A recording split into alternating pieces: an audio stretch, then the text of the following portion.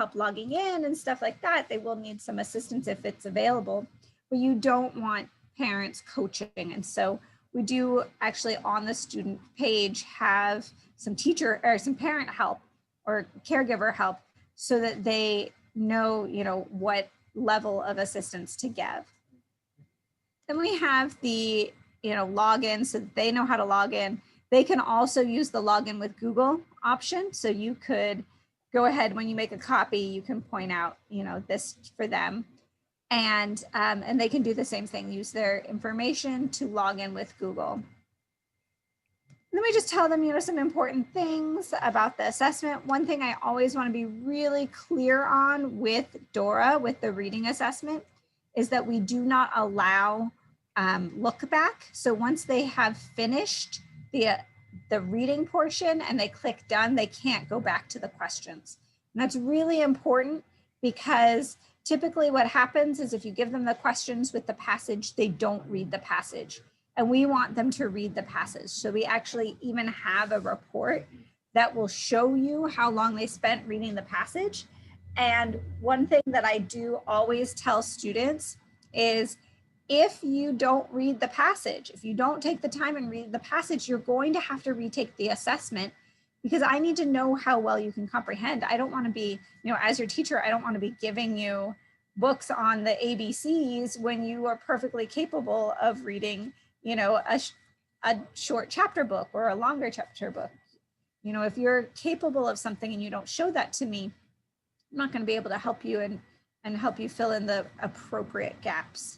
So I always want to make sure that the students know what's expected of them. Now, if a student just chooses not to do it at all, the only thing you can do really is, prompt them and tell them, like, I can see that you're working, or I can see that you're not working. You need to be working on the test. You need to be logging in. A lot of times the first day, of course, is the hardest part because you're getting all the students logged in and helping them with that. But once they're logged in once, it's a lot easier. I do recommend breaking the assessments down. So depending on the age of your students, for kindergarten students, they're not necessarily, or first grade students, they're not necessarily going to be able to focus for more than 15 minutes. I generally don't recommend giving the assessment for more than a half an hour at a time.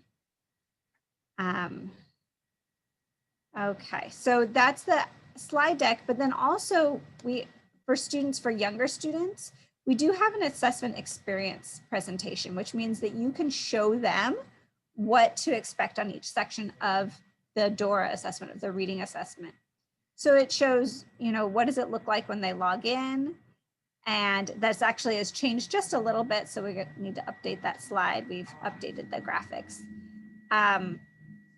It shows them what each section looks like. So the first section is high frequency words. This is the only timed section. So it is important that students know that they do need to work fast, but not too fast. Then we have word recognition.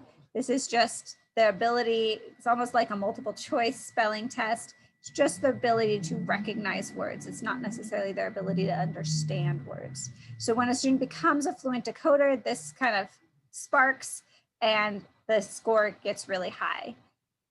Then they have the phonics section. And this is also a combination of real and nonsense words. So it's always good to let students know. We do, say it in the assessment, but it's always good in advance to let the younger students know, hey, there's going to be some pretend words in here. Just listen for the word and pick the one on the screen that matches the sounds that you hear. We have phonemic awareness section that is only for younger students, and that will not necessarily, so that'll trigger for older students if they have a low score in their decoding skills. But for kindergarten and second grade students, they will get this automatically. Then we have a picture vocabulary. So this is really important. Our vocabulary section is a picture vocabulary. So even students who are not able to decode can access this section and show their vocabulary skills.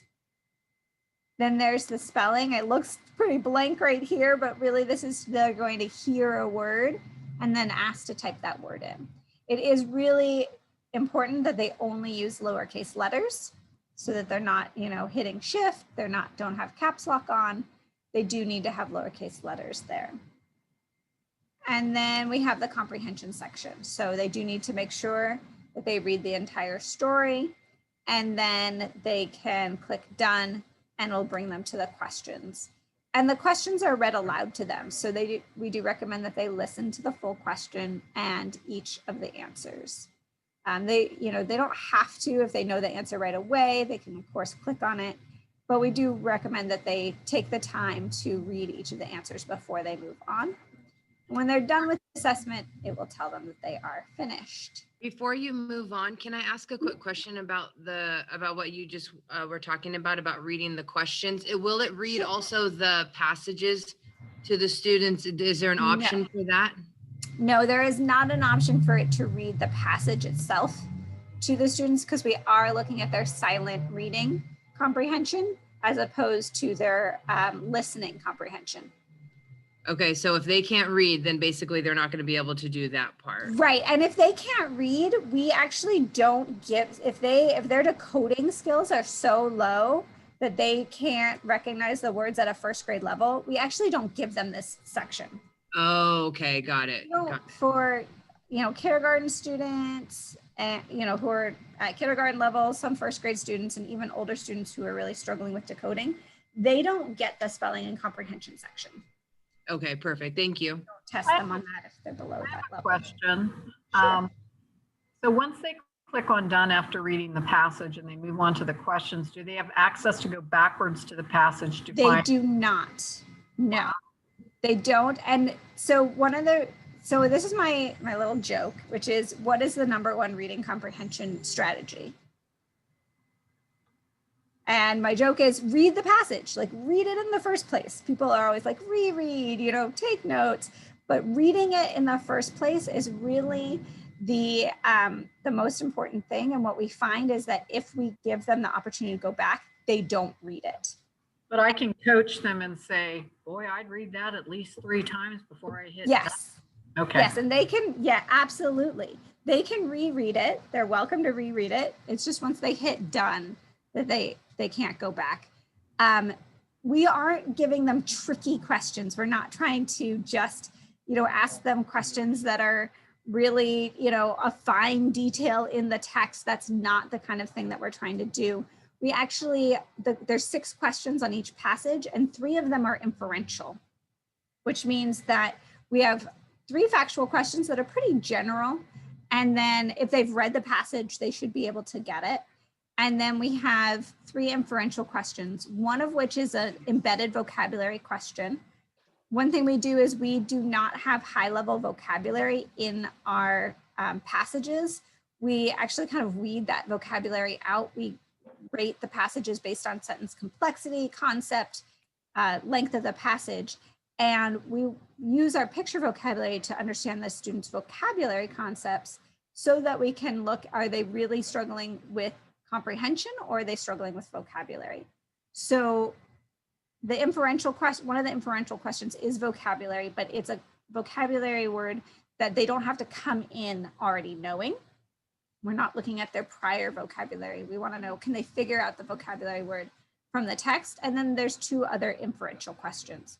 So it is important that they read the text in its entirety. All right. Now, okay, Linda, are there any other questions about this passage, or this section? There are a lot of questions, because everybody's just getting to know Let's Go Learn. So we have a question, and this usually comes up when people are being introduced to Let's Go Learn. How long do these tests take? Okay, so yes, so is the elementary school doing both Dora and math? Yes. Yes. Okay. All right. So the Dora depends on the age of the student, but it can range for, for first grade, it's like 20 minutes up to an hour. Usually it doesn't take, but it could be up to an hour. I definitely recommend breaking it up. Now for math, that really depends on what level they're at. So if they're in first grade and they're at a 3rd grade level, it's going to take a while because they're moving through, through the different sections, and they're moving up and moving up. And if they're at 6th grade, but they're really at a 3rd grade level, That's also going to take quite a bit of time because they're moving their way down and they have a lot of material to cover. So what I do recommend for reducing the length of time on the assessment for math. So for reading, we don't get a lot of complaints about the time. It's pretty manageable, you know, between 20 minutes to an hour at most. But for math, what I do recommend when you queue up the assessment under test queue, when you go, you can queue up your whole class at once, but it actually can be helpful if you have students with IEPs to queue them up individually. And so what you can do is you can go to add edit for a particular student. And when you select Adam, you can actually do the optional grade override. So if I have a 6th grade student that I know is working at a 4th grade level, I can actually start the assessment at the 4th grade level. And one of the things I'm going to share, I'll share this with Bridget and then she can share it out with everyone, is we do have a, and you would press Q, but we do have, here we go, a guide that shows you the start points, the grade levels for each of the assessments, each of the sections of the assessment. So let me zoom in here so you can see it. You can see the order that the assessment takes. So for, let's say I have a 3rd grade student, they're going to be given any section that starts at 3rd grade or below. So they'll get numbers through division and fractions. So these are the concepts that they'll get. This is given in the order that the test is given. This here is in order of grade level. So you can see if I have, you know, let's say I have a 6th grade student and I want to make sure that I'm, you know, catching number theory in there, I might assign them to go up to 4th grade. But maybe, and if they do really well, let's say I have a 4th grade student, they're doing really, you know, a 6th grade student, I've assigned at 4th grade level, they're doing really well. They can move up to these higher levels if they do well in these earlier levels. But if they're really struggling, we don't want to be burdening them with concepts that they don't know anything about yet. So this report just, or this kind of table just goes over everything that's covered in the math assessment and at what grade. So for example, your 1st graders aren't going to get nearly as many concepts as your older students. You know, in measurement, they'll get money, length, and time, but they're not going to get capacity and volume. So that gives you kind of an idea of what to expect on the assessment for the students, and how long, if you expect that they'll probably get, you know, 6 to 8 questions in each of these concepts. So you can watch like I said, you can watch the assessment as it's going. So if I go to scores and reports and I go to Active Pulse ELA, each of these scores, so the first time they take it, they're going to have NTs across, and as they complete each section, a score will populate here. So if a student that you know is doing, you know, could do well, is just bombing it and you want to stop the test, then you would do that individually under test queue. You can watch their scores populate. For math, if I go to Active Pulse Math, this is summary scores, but actually if I go into these tabs here, you can see numbers and operations. I can see each time. So as they start, you know, this student hasn't taken a test yet. As soon as they finish numbers, a score will appear here, and so on and so forth. The green scores indicate that a student has mastered that section. And the next time they take it, that section won't appear. So it does get shorter on subsequent sections if they've already mastered parts of the assessment. And the red score indicates that's the grade level where this concept starts. But they tried it, they didn't get any mastery. They were not given this section because they did so poorly. I mean, they were given this section, they didn't get a score because they did so poorly on the first part of it. Can I ask a question? Allows you to see that. Yes. Is the diagnostic test, it contains all of those subgroup areas and that's probably why the math test is so long. Yes, that is why, because it does cover quite a few concepts and it's really detailed, but it does really help you. There's a lot. Once you have the diagnostics, we're going to come back together and really go over everything that you can do with this data. There's a lot you can do with this data to inform your instruction. Thank you. And to really, I have a question. sure. Is the test adapting as they're taking it? So then Yes. if they're missing a lot of third grade, it'll move down to lower? Yes, absolutely. Yeah, so there are even certain sections that if they're doing, really, really struggling, they won't get. But then it is adapting down. Yeah. So you can even see how the adaptive logic works in their detail report. So on math, you can see if I go into the detail report for this student and I run the report, I can see right here how the adaptive logic is working. So for this student, they started, with counting by 1s, 2s, 3s, 5s, and 10s. Right, that's where this plus is. Then they moved on to text and numerals, got it right. Moved on to counting by hundreds and thousands, got it right. And then when they got to comma and placeholder, they got it wrong. So this is their identifying, this is their level. But on this one, then they started, okay, so they got a 2.9 here. Then they moved on to place values, started at the second grade level. They didn't get that. So then they moved down, didn't get that. So then their score is at the lowest level. So you can actually see how the adaptive logic is working. And once we get kind of through this first couple sections, you see that the adaptive logic is working even better. They're only getting 2 sections because they're getting 1 right and 1 wrong, or 1 wrong and then 1 right. So it does, once we get a good understanding of where they're at, it does go faster. Though for some students, they have kind of gaps all over the place. So it can fluctuate where their skill levels are. All right. So like I said, another thing is under class, you can actually see when they last logged in. So you can see if they're logged in, you're proctoring the assessment and they're like, yeah, I'm taking it. And if they're not actually taking it, they're not even logged in, you can see that they're not logged in. And then, I recommend monitoring that through these tabs that they're progressing through the assessment. As well, if you don't want them working on it when you're not monitoring them, when you're not proctoring it, you can actually disable the assessments here. Just click this, and what it does is it turns it off of their account.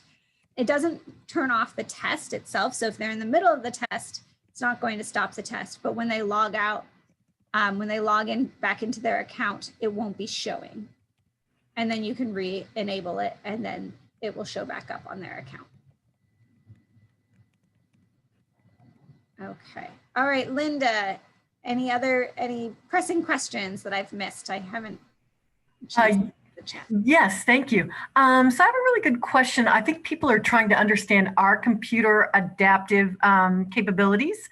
So really good question. Will it stop if a student is struggling?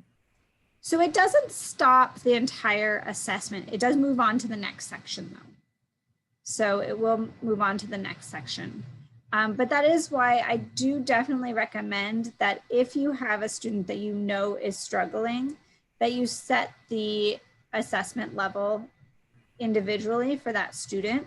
If you've queued up the whole class for the assessment, let's say I've done manage class Q, I've queued up the entire class for Adam, I've queued everybody up, and then I just want to adjust a singular student, I can come back, and when I come back to that student, if let's say they were already enrolled in Adam, the whole class is enrolled, what I would do is I would unqueue them and then queue them back up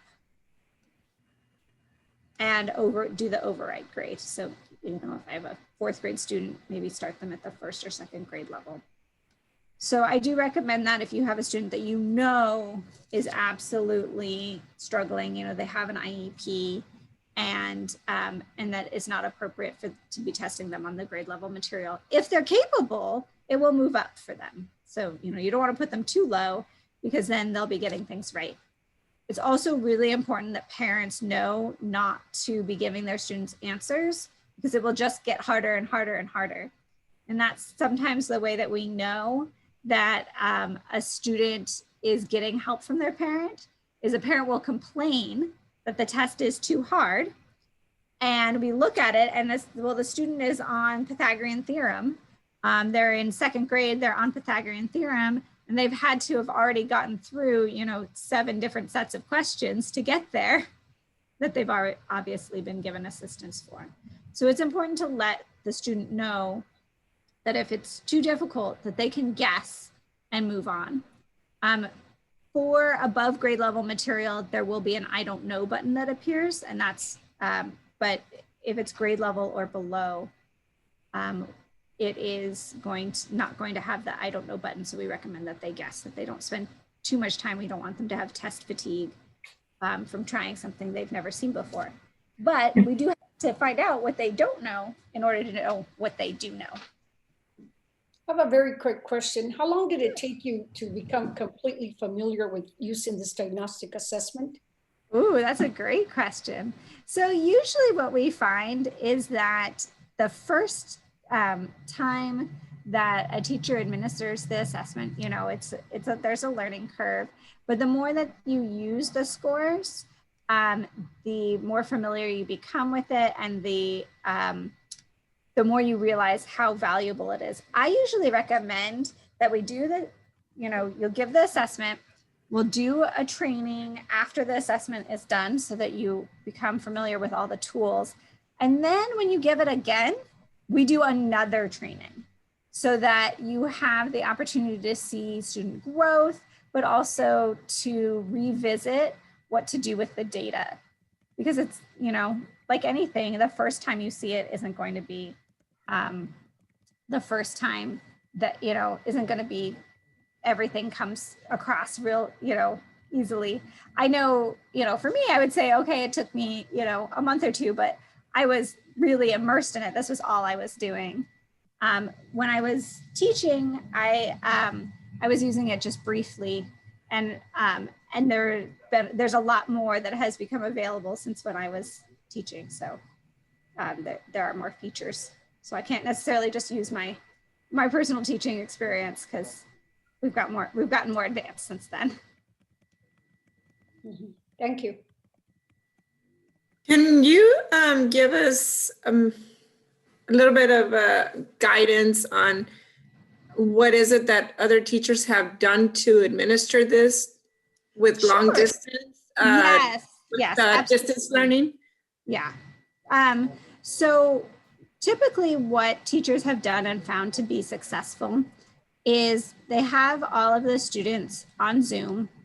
They use the assessment, they use the guide that I was showing here, the teacher admin guide. And then, they show that to the student. They have the students log in. They have the students, like I said, I know you can't have theirs require their camera on, but if they're comfortable with it and they do have their camera on, you have that available. Sometimes what teachers will do is they will co-administer. So they'll have 2 teachers together and then all the students in the Zoom. The students don't need to have the Zoom screens up while they're taking it. They can go into their browser and be taking it. You can have another browser open where you're monitoring as the scores are coming in.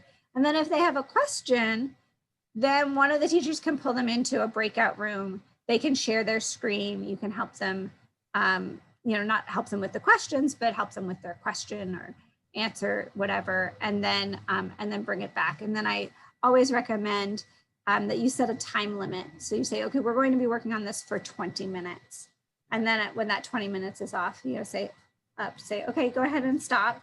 And there's a button that says stop, and they can stop the assessment and then come back to it, and it'll come back right at the same point that they were at. And I do recommend reviewing their scores. One of the things that I did mention, but I haven't really shown, is that on the under Active Pulse ELA, there is the CO detail report. And what this does is this actually shows, we display this. This shows how long a student has spent reading, reading the passages. So like right here, we can see this student spent 0.03 minutes, which means they spent a second, not even, they just like clicked done, and then they just clicked the questions, and of course they didn't get anything right. So you can see what the individual score on that is, and you can see how much time the student spent on the assessment. Now these are actually adults taking it and kind of just skimming through it, but if you have actual students, you can really get a good idea of what's going on during the assessment. And so I recommend reviewing that when they're finished, and then if need be, re-administering the assessment if they didn't put in any effort. But if you let the students know that in advance, that can really help with that accuracy. And if you do have a student that you are pretty sure that the score is not reflective of them, it's reflective of, say, a parent or a grandparent or an older sibling, you can use the request support button.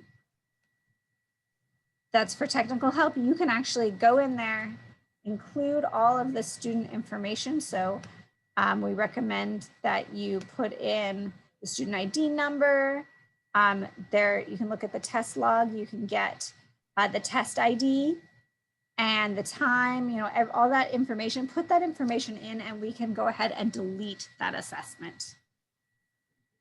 And we do recommend that for if a student has gotten assistance, because the way that our scores work, the students' highest scores are going to appear here.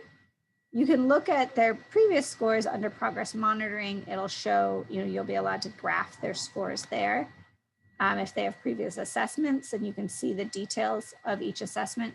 But their weekly snapshot includes all of their highest scores. So if they have abnormally high scores, we do want to delete those. Thank you. I appreciate that. I think I'm thinking more explicitly, just because like our kinder, first, second, third graders, they need a lot of guidance as far as the screen and Right. Like they don't see the same that we see. So I would have to share my screen and look like a student to show them what it is that they are doing and how they're logging in and what they're putting in. So one thing that you can do, we do have a demo account where you can create a model student. So let me put that into the chat. Hold on, let me go ahead and stop my share. Okay, so it is,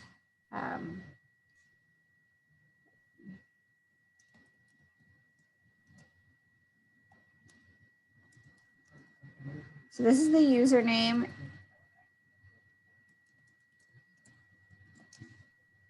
And then the password is demo, and the school code is demo. And you can log in at letsgolearn.com under the login using this information. Oh, nope, I put that into a message to just one person. Let's try that again. Bridget, this is where having a student dummy account would really be helpful for a lot of us teachers that that not only Let's Go Learn, but with Google Classroom, with any of the programs that we're using, our interface as a teacher really looks different as the students. And sometimes if we just had in our Elluminate a dummy student that we know that was it, we could use it to log in to everything that we've been asking for. Just so that somebody can continue to advocate for us on that dummy account. I love your question about the, we call it a demo account. And Alicia, I had asked people to email me, but a lot of people are wanting it. So Alicia just copied the chat and gave you the access to the demo account. And I'm so glad that people are going to take advantage of that. Yep. So what you do is you create a student. It's available for everybody. We just have one account. It's just, you can create your own class, or you can just use the class that's there. Create a pretend student. It's an opportunity where you can take the assessment if you want to try it. You can create a student that's at your grade level. You can kind of work through the test yourself. But the way that you go ahead and you model for the student themselves to see what the student sees is under the class tab. So you'll create your pretend student, but if you can see it, if I'm not blocking it, if you click on begin, this shows what the student sees. So this is, you can see, and you can do this if you need to look into one of your students' accounts and see what they see. You can see that in here. So this is for a younger student. So this is what a younger student would see. The older students does look a little bit different, but you can see what the different assessments are and what it looks like for them. So that does give you that. I'm sorry. Where did you went to class and then you went So to you the go to student's name and you class. just say begin and then you can Yep. see what they see? Yep, so where it says start, if you click on begin over here next to the student's name. So if you're Okay. using the demo account and you've created a demo student, you can go ahead and name it, and then you have to queue that demo student up for assessments for them to show up. Alicia, we have a request. Can you show the student view again? How did you get there? Absolutely, yep. So we've got class, and then I'm going Thank to you. use Tina. I'm going to click on begin. And here is what they see.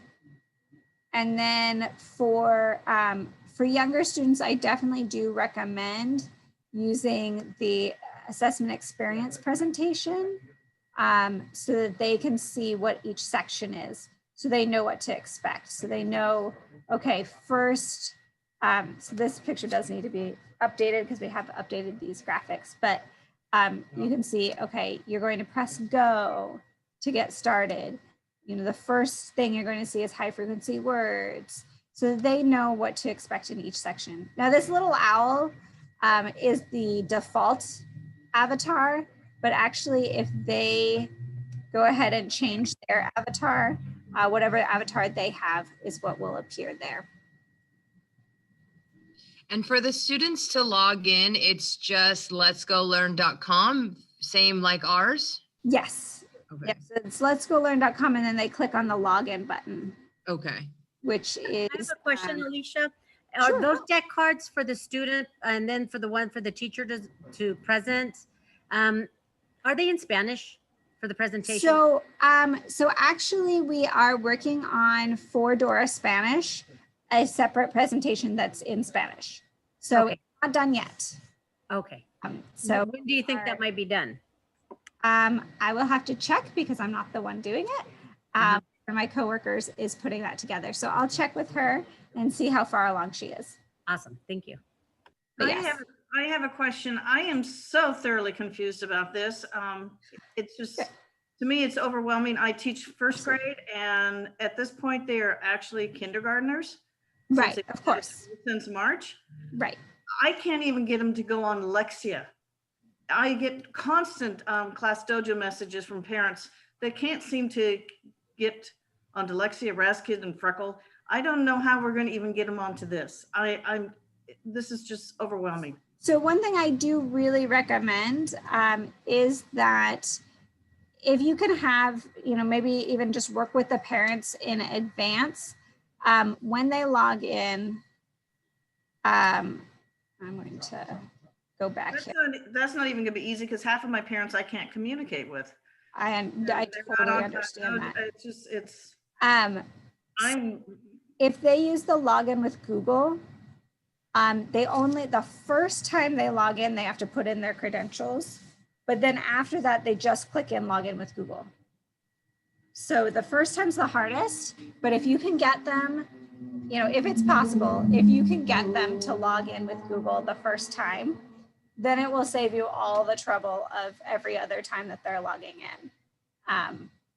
not having to enter their information over and over and over again. Bridget, Will they need a password and a school code too? How are Yes, we? they do need a password and a school code, and that is available under class. We do have, so if I click show login information, you can see it. But we also do have the print login information. Now this is of course, so the card format. This is a little harder with the distance learning. You can screenshot and send this to them.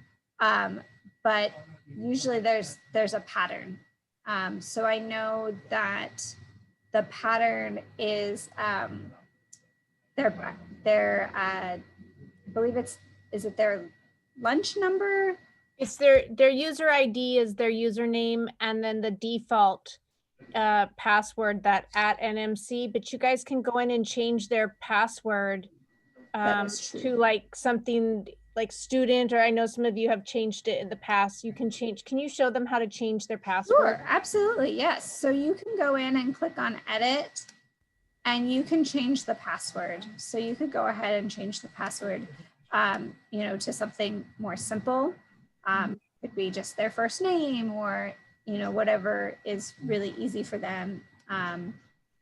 It doesn't matter what you want to change it to. Though we do recommend that it be different, but, I understand with especially students. I truly appreciate the question that was asked. I would like to know whether the district can be responsible for sending some kind of information to the parents and guiding them on how to get into this. I would really greatly appreciate if the district was to do that and not the teachers. yes, thank you. So Val, I can, two things. I think while I agree with you, like, yes, it would be important to have like a letter, kind of like what we sent out for Lexia for our parents.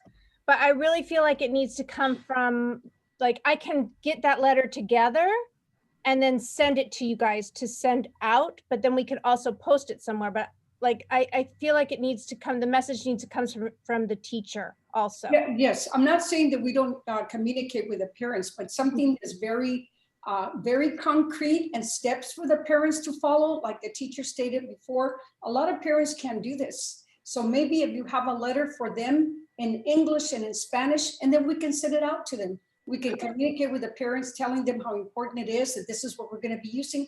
But if it can also come from the district, it's more powerful and it takes precedence over certain things. And I think that if it came from the district, providing that and giving the teachers that information, then we can turn around and then just reinforce it with the parents. Okay. Thank you very much. We do have information here. So if you are putting together a letter on the PD site, we do have a link for parents and we have videos in English and Spanish. Oh, that's wonderful. As well as, some technical guides. This one is in English. And then we have step-by-step instructions in English and Spanish. Great, thank you. As well as on the student account, once they are logged in, we do have a parent help. Here, the parent help, we have that in English and Spanish. Bridget, what is the expectations that we are supposed to be doing this? I'm sorry, I was typing something to someone in the chat. What was the question? I'm sorry, I was just wondering, what was the time expectation on this? When are we expected to understand all this enough that we can administer this to our children? So the timeline is really like this month of October. And then when I spoke with your ILT members last week or the week before last, before you guys watched the webinar, they did give, they were concerned with that timeline and asked, could it be extended through the first week of November?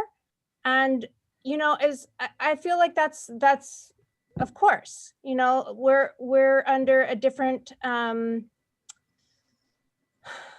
a different time right now. So, you know, I want this to be successful and for you guys to feel comfortable, and all of the resources, it seems like what we're learning right now, all of the resources that Let's Go Learn has for our parents and all of the videos, and it's just getting it a little bit more organized. So originally, you know, if you can get it, the timeline is through October, but if you need the grace of another week, that's, you know, that's of course. And I would really suggest that you start talking with your team and your site principal, because they're going to have more support for you. So that's where we are right now.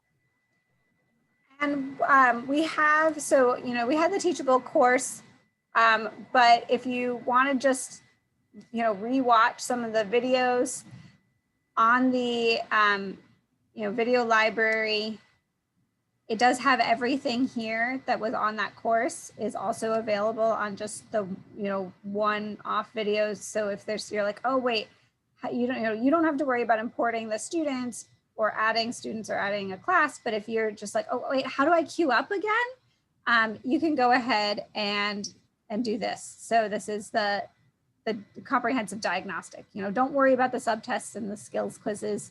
Just worry about queuing up that diagnostic. If you have, if you want, you know, need to print logins or view the logins.